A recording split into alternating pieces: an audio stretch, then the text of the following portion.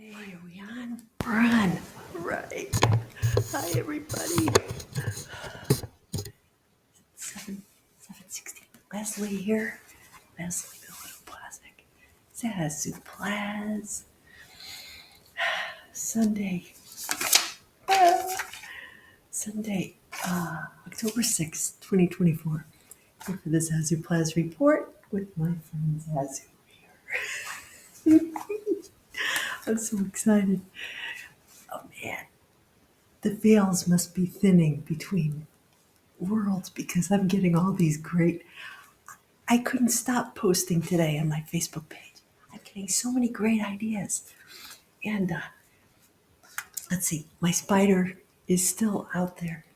And I noticed today that her web, I looked one night and she's got this intricate, web. And it's one way. And then the next night, it's like she tore the whole thing down and she started over again. It's a completely different design. People walk, way at the end here, and this guy, he's going out Friday night, walking by my, came home from work, got ready, he's going out, and I see him looking back, like, he's noticing my spider. He's like, ugh. So what I did was, I went out shopping just to the stores in my area, and just I go out, I go to Job Lot and I get my trail mix and nuts and stuff because it's cheap there. And I also get tea and they have a whole nice selection, all the natural things that I like those natural, mixes and things, the Bob's Red Mill stuff. Anyway, the kind in the yellow bag with the guy in the, his picture, oats. Anyway, that guy. Yeah, so I get those. What was I talking about? Oh, yeah. So I'm looking at the Halloween decorations at like the dollar store and stuff. I'm like, I don't need to buy any of these. I saw one cool one that had like a skull and like roses and a spider coming down. And then I said, well, there's nowhere to hang it because the way our doors are, I would block the number on the door if I put it up, so I didn't get it. And it all felt really fake. And I thought, you know, I just want to get a little mum plant and some real. I'm going to start decorating with real stuff, like natural stuff, because it's spookier. And then after Halloween, you just throw it out. Toss it. If you got a pumpkin or something, you can use that sucker. You can carve it up.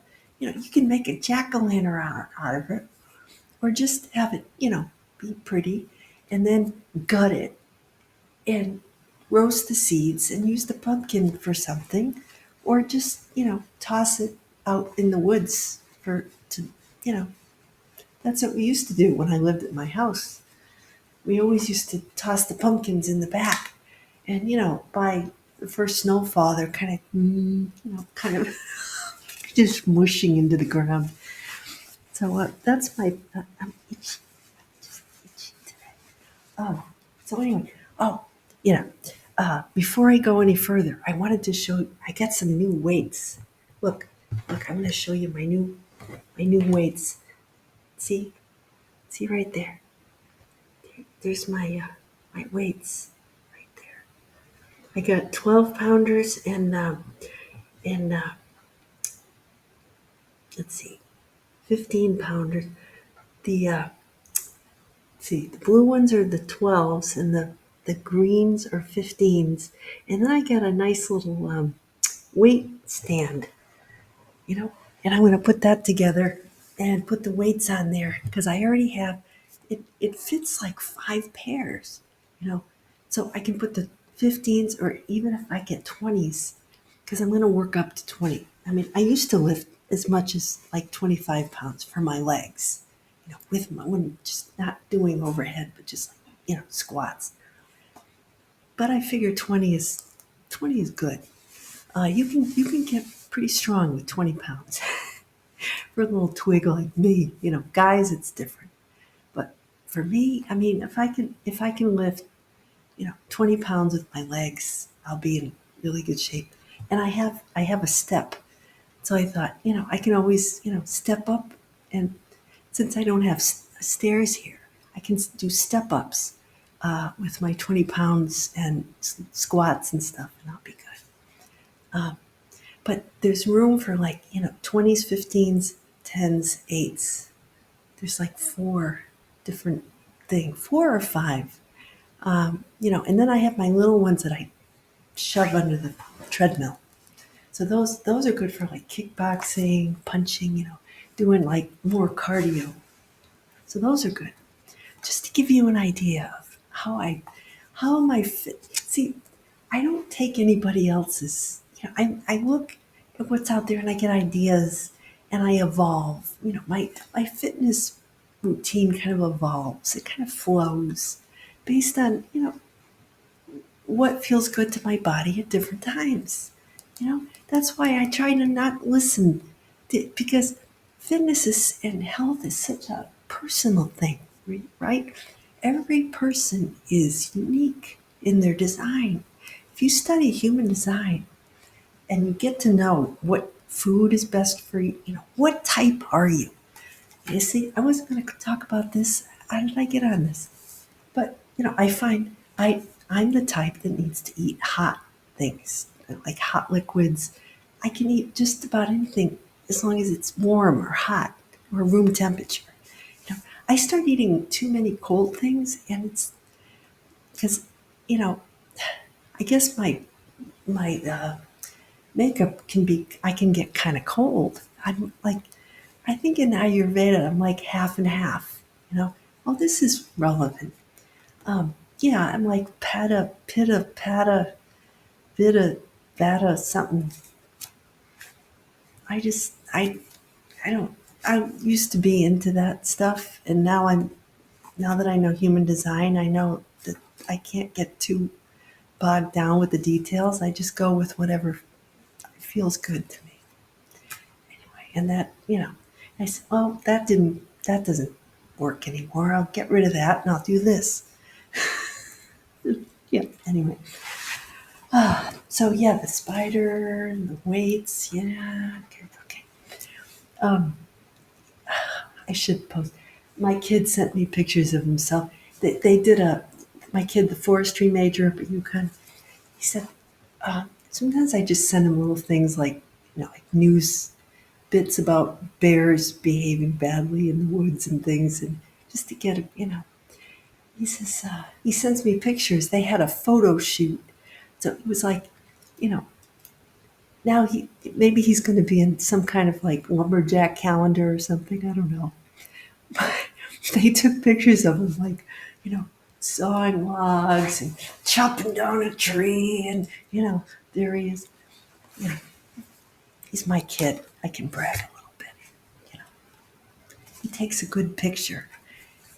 I mean, not that he looks good in pictures. 'Cause he's a very fiery type of person, and he's standing there like brawny. So I don't know. He sent me some pictures. I don't know if I should post them though. I think I might. They might show up in a book or something because they're really good, and I want to just waste them. So uh, anyway, yeah. So 27th Sunday, here we are.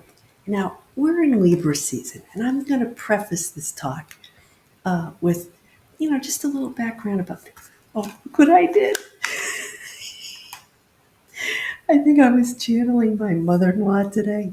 As I posted about her chairs. Look what I did. I took a rubber band and I put it over so that, look at that. Ingenious. Anyway, 27. Yeah, so Libra. So Libra is the sign with the scales, right? And this weekend it would have been like the 4th my aunt, my mother's sister who passed away, her birthday would have been on the 4th. She would have been 89. And my uncle, my mother's brother, was also a Libra. His birthday was a few days before or after hers, but he was older. Um, yeah, so yeah, that this period of time was big in my mother's side of the family. They would have all these birthdays and celebrations and anniversaries and things. I think my grandparents even got married around October or something. But anyway, so I know a little bit about Libras because I have a Libra ascendant myself, which is what people see, right? They see when they meet me, they say, "Oh, I'm a person who I like. I don't like conflict. I like things to be peaceful and happy and nice. And I like working, with a partner. I like being in partnership with people, and especially one other person, who gets me. That's, I think, how I work best. But I can work alone, um, and which is right now what I'm doing. If I can't find a quality person to collaborate with, I'm just fine working alone. Um, Libra is all about justice, the legal system, right? Beauty, all of it, because it's ruled by Venus, the planet Venus. It's all about, beauty and the finer things, things that, are nice and pleasurable, right? So, equality, peace, diplomacy, all those things. Uh, you know, Lawyers, Libra, they make good lawyers and supermodels and stuff like that. And it's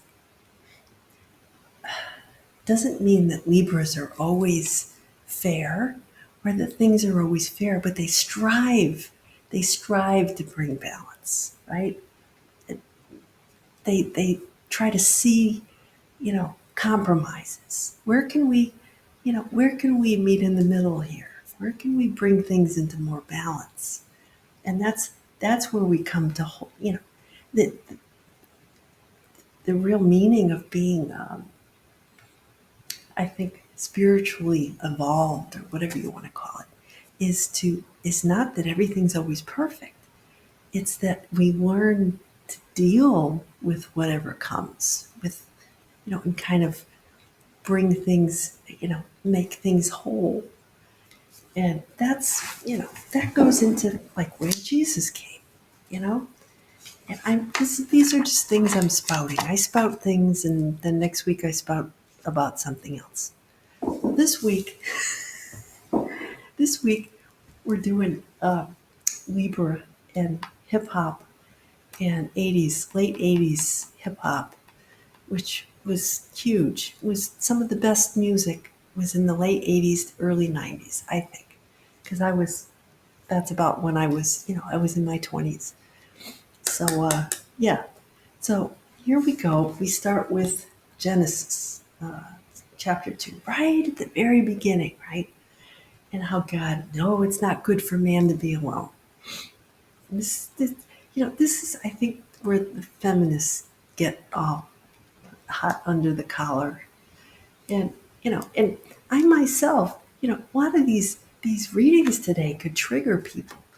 Um, if you're at all sensitive to, the male female gender inequality equality thing, this is a time that could really, just because the readings, uh, and I never knew this because when I was in church, I was raised Catholic. For any those of you who don't know me, or just kind of finding me randomly, there's a reason for that. Anyway, um, you're raised Catholic and you read these readings with a certain bias, us right, them wrong, right?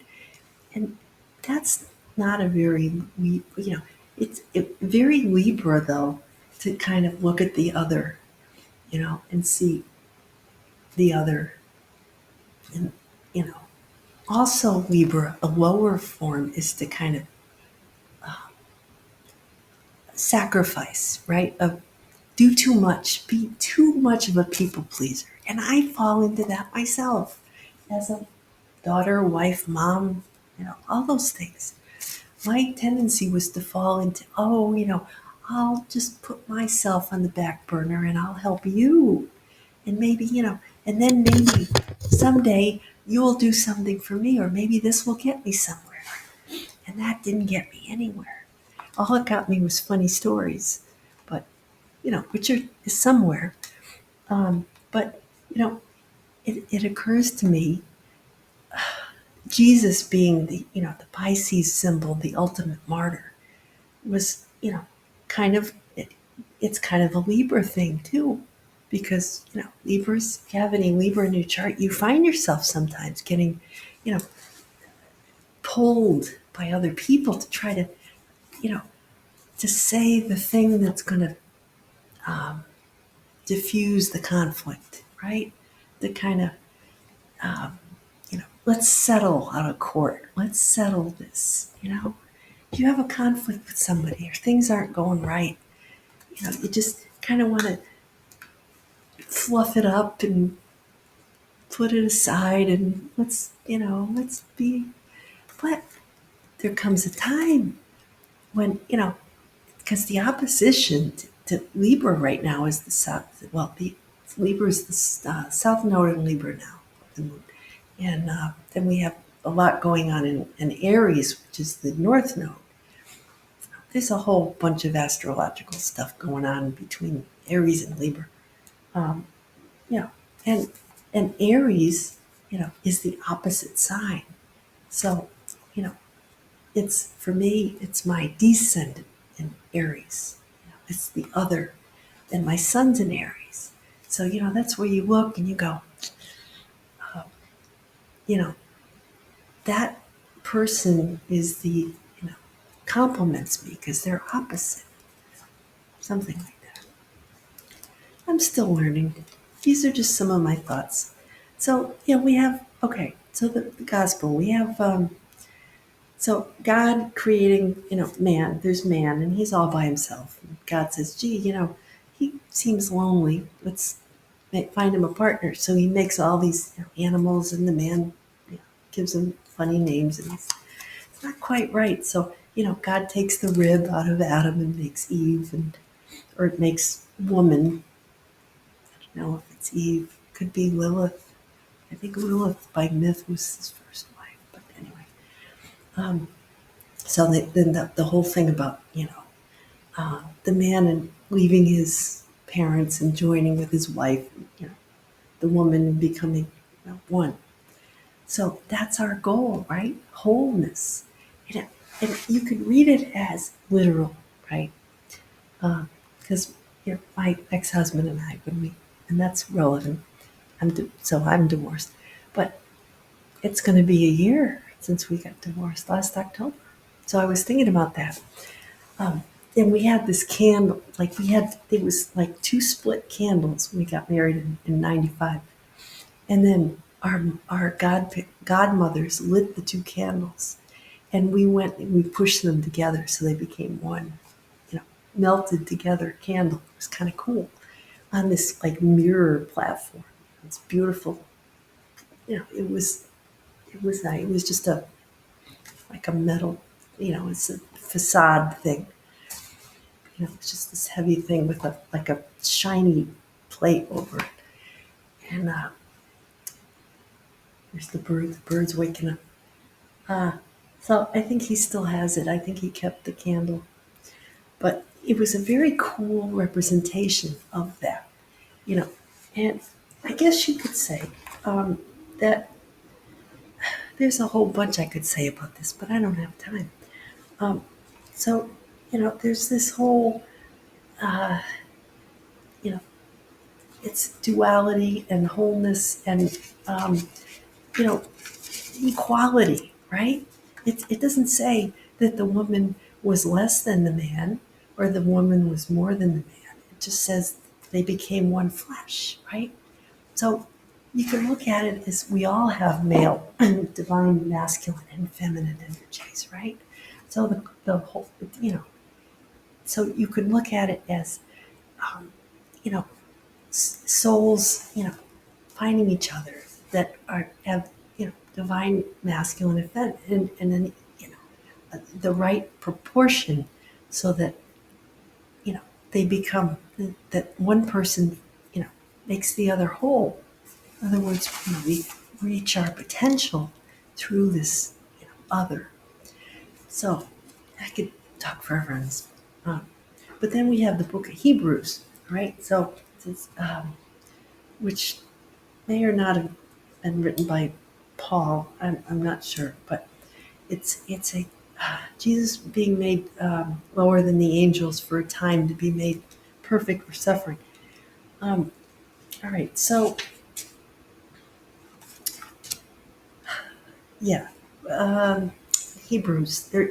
Okay. So they're talking about Jesus as a mediator of the new covenant, the New Testament, and a bridge from the Old to the New Testament.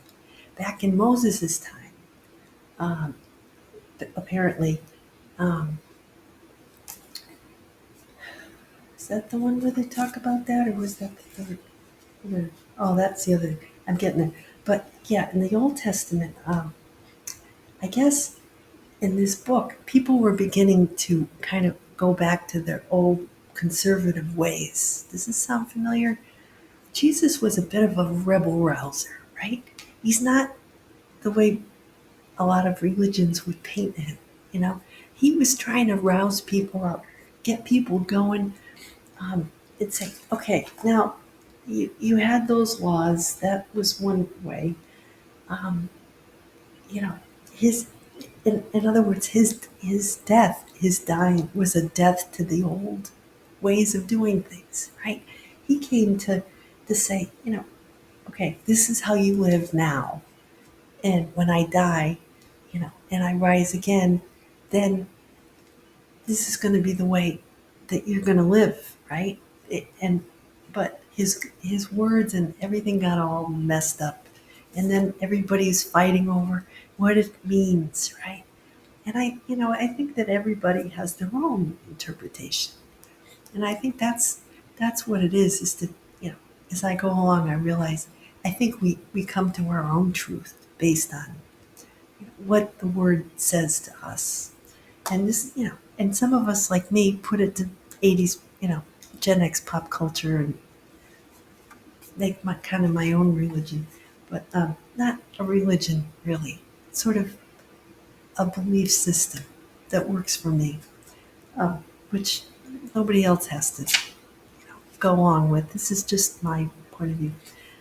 Um, it helps me to do this. So yeah, so he's telling the Jews of the time, the Jewish Christian Jews, to be patient, and okay, this because it takes time, right? To not go back to the way things used to be. We're going forward now, and I think this is relevant for our time. Crazy birds. So then, okay, um, so and it says we have to love one another because that's where God is. You know, God's love, Christ's light flowing through us is where we come to perfection. As in love for one another, right? So then we have Mark 10. Okay, this is the loaded one. The Pharisees are asking Jesus if it's lawful for husbands to divorce wives. And before I go down the wrong path here, I say, you know, this was one that before I got divorced, I think when I was still in the throes of my old life, it was one that I had to think about because you hear this your whole life. As a woman, even in this day and age, of course, things have changed so much. But back then, uh, Pharisees are asking, is it lawful for a husband to divorce their wife and to test him, right? And they're saying, for the husband to divorce the wife. So he says, what did Moses command you? Because the husband in those days, marriage was kind of a partnership, right? And it favored the man. Women were just, like property. And outside of a marriage, they didn't have much leg to stand on. And kids were even more vulnerable, you know? A woman with kids, divorced. So he said times have changed. So Jesus said, because your hearts were hard back then, a law was necessary, right? Um, but because they forgot, there was no equality, right? So they needed those old laws. Um, but then his disciple, what he says was, um, you know, uh, they were testing him. So then later, after he gave the Pharisees an answer that would sort of calm them down and not make him seem to be anti-family. Then later with his disciples, he says, you know, if either partner leaves, the marriage for men used to divorce women for very small, picky reasons, right? And he just said, you've got to make a commitment, and it's got to work, right? Um, it's got to work for both people, right? So, how did I get from there to hip hop this week? It takes two. It takes two to make a thing go right. I want to rock right now. Okay. New York City hip hop duo, Rob Bass, DJ, Easy Rock. If you were in your 20s in the 90s or teen in the late 80s, this was June 1st, 88. It came out. Top 40 single and went platinum. Rob Bass and DJ Easy Rock. Okay, so, geez, I'm doing it again. What the? So anyway, so this is kind of like the guy's point of view, right? It takes two. So I'm going to post the link, and you can look at the lyrics. But some critics have said that this was the greatest hip hop single ever cut. Got onto the number 116 of the Rolling Stone Top 100 Best Songs of All Time. And it samples a James Brown song from like the early 70s. And then, I'm running out of time, along comes this other song which I had forgotten about. So this is the girl's point of view, female point of view. Seduction, Two to Make It Right. That was November 30th, 89 it came out. House Pop. And this was from their first album. It got to number 2 on the Billboard 100. And they sampled the other song, the first song, which is kind of funny. And this song was actually, okay, so their song, the girls' song, was with these three girls, they're dancing. It's very 80s. It's very late 80s. I was like 24 when this came out. Oh my God, it's like going back. It's, the clothes, they got flower pot hats on. There's one who looks like Madonna. She's strutting around, doing the Madonna thing. The clothes, it just brought me back. There's kids playing in a sandbox. They got the dresses. They're in bike shorts. This was my life in 1989, man. I was one of those girls. Yeah. So anyway, apparently this song was performed by drag queens on RuPaul's drag queen show, Coco and Detox. And one of the judges was Visage, who was Michelle Visage. I guess she was in Seduction. And she actually was in this video, and she was judging the drag queen show on this. Anyway, yeah, I see now that they're going to cut me off because I'm talking about drag queens. I gotta love RuPaul. So anyway, now he's doing car reels. Okay, Zazoo Plazz, going way off. Have a great week and go make it right. And see you next time.